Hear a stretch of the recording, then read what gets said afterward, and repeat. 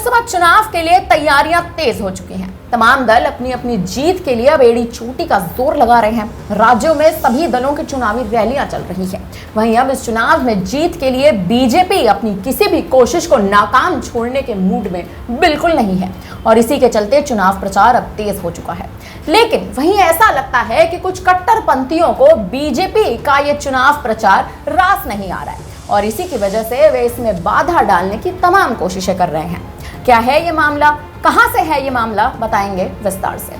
लोकसभा चुनाव की दूसरी अधिसूचना जारी होने के बाद से ही देश में तमाम पार्टियों की रैलियां, पदयात्राओं का सिलसिला तेज हो चुका है। इसके जरिए राजनीतिक दल अपने पाले में मतदाताओं को करने की कोशिशों में जुट चुके हैं। अब ये खबर जो आ रही है वो खबर है पश्चिम बंगाल के कूच बिहार से। या कहें कि पश्चिम बंगाल के कूच बिहार से खबर सामने आई है, जहां मुख्य विपक्षी भाजपा ने अपने उम्मीदवार और केंद्रीय मंत्री निशीथ प्रामाणिक के समर्थन में रैली निकाली। लेकिन इस रैली में कट्टरपंथियों ने अल्लाहू अकबर के नारे लगाने शुरू कर दिए।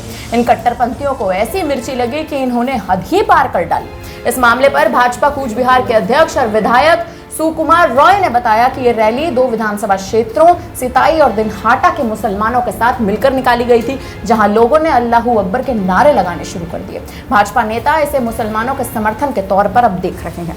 विधायक सुकुमार रॉय ने अपने बयान में बताया, हम जल्द ही कूच बिहार शहर में और पूरे जिले के मुसलमानों के साथ एक और रैली आयोजित करेंगे। बंगाल में मुसलमानों की राय बदलने लगी है और वे अब प्रधानमंत्री मोदी की तरफ आकर्षित हो रहे हैं। मुस्लिम इलाकों में भाजपा की रैली में मुस्लिमों का समर्थन मिलना आम बात नहीं है, क्योंकि उस इलाके के भेटागुरी से एक पंचायत समिति सदस्य मुस्लिम है। हालांकि अब इस मामले की जांच चल रही है, लेकिन वहीं अब बंगाल की मौजूदा पार्टी टीएमसी को कहीं ना कहीं इस बात का डर सता रहा है और डर इस बात का कि अब बंगाल के संदेशखाली में जो हाल ही में घटना हुई थी और जिस तरह से उसके बाद बीजेपी ने संदेशखाली में बड़ा दांव चला, संदेशखाली की पीड़िता को लोकसभा चुनाव के लिए उम्मीदवार बना दिया।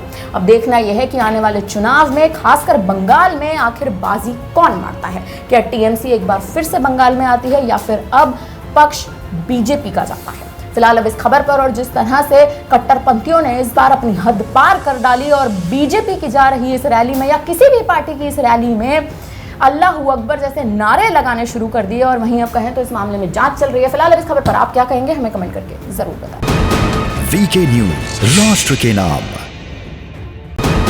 वीके न्यूज, राष्ट्र के नाम।